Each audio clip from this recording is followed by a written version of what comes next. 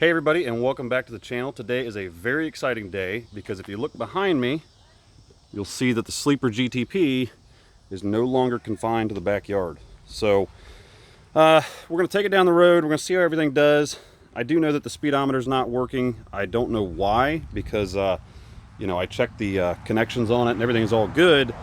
And according to the tune, it's sending out 4,000 pulses per mile for the signal, but it's still not working. So we're just gonna have to figure that out later. But anyhow, some of the things I did off camera is I got this transmission cooler mounted up right up here. I didn't want to use the hardware that comes with these type of coolers that just goes right on the radiator. I wanted it to be off of it, so I put these two pieces of flat steel there, so that way, you know, it would kind of have a gap between the radiator and that. And the other things I did was, we're not really going to be able to see them, is I put the spacers on the tie rods, so that way the angle is fixed. Instead of being at an angle like this, when it's sitting down, it's more at an angle like this. So got all that done, put some sway bar end links on it, so that's all hooked up, and everything's all good. So what we're going to do now is we're going to jump in the car, take it down the road, see how it does, and then discuss what needs to be done. And real quick, just to show you what I did with the end links, I use these end links off of eBay, which had these little ears that came with them that you mount on there, and then the heim joint, and then obviously a threaded rod with the two nuts, and then the bushings and that there. I mean, it just worked out perfectly. So, and then to fix my tie rod issue, threaded rod right down here, and then that's inside of a piece of tube that's welded to the inner tie rod, and then used a 2-inch spacer to bring that down off of the spindle there with a 5/8 bolt. So it's a pretty hefty bolt. Just drilled out the taper in the spindle for the original tie rod end, and that should work out pretty well. I mean, it is a lot of leverage on that. So what I'm gonna do is, whenever I get everything fully set into place as far as alignment goes, we're gonna crank this thing down and then put some red Loctite right here on this nut. So not too bad, it should work, but you know, we're only gonna see here in just a minute when we drive the car. So let's take it down the road and see what happens. All right, so here we go. Steering wheel's upside down. Really needs an alignment, mainly because this hub's stripped out, so I had to tighten this nut down to keep it on there. So I'm gonna have to get a new steering wheel hub, but that's all right. So let's get right to it.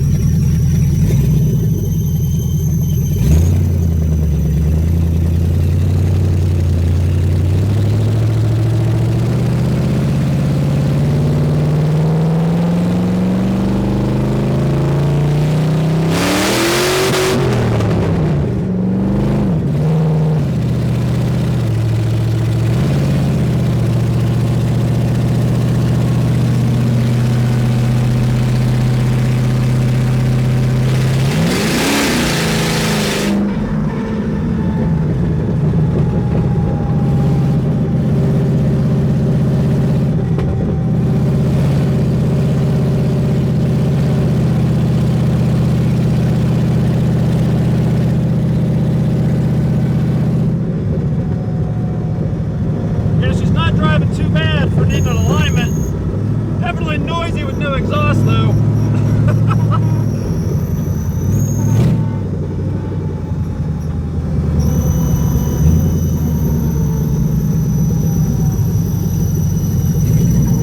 See if we can get this thing turned around.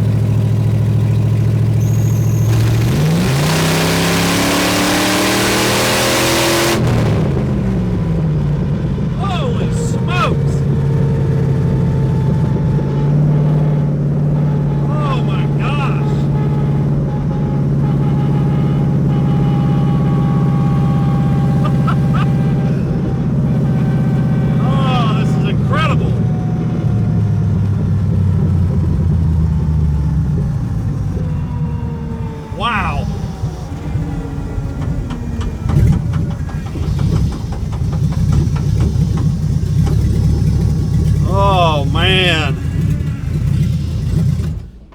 Whew. I mean that. Oh my God. Yeah, when we turned around there and we came back, I mean, it just ripped the wheels loose. And I mean, we were already in second gear, I think it was, and it dropped down, and it got squirrely. So incredible. I mean, we're not even into any modifications yet with the engine to give it any power, let alone we have no exhaust. We've got no O2 sensor, so the thing's running extremely rich. You know, there's some slight things that can be done to the tune to make it drive even better. I mean, that was just an initial run, and it's just everything that I had hoped it would be. So, oh my God. I mean, that is just awesome. I mean, we're talking all this work. I mean, the guys that, or those of you out there that have seen this thing come along, you know how much has gone into this. So, that was just awesome.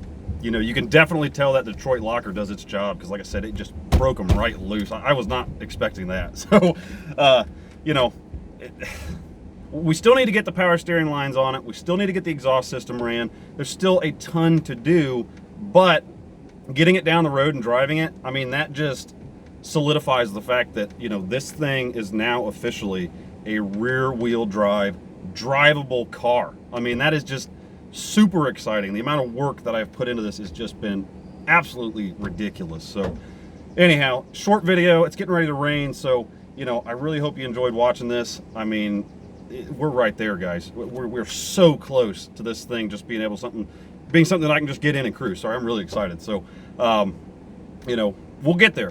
Not much more to go. So stick with me. Keep an eye out for the next video. If this is the first time you've ever watched this channel and you liked what you saw and you want to see more of what this thing's going to be able to do, go ahead and like the video, subscribe to the channel, and we'll see you guys next time. Thanks for watching.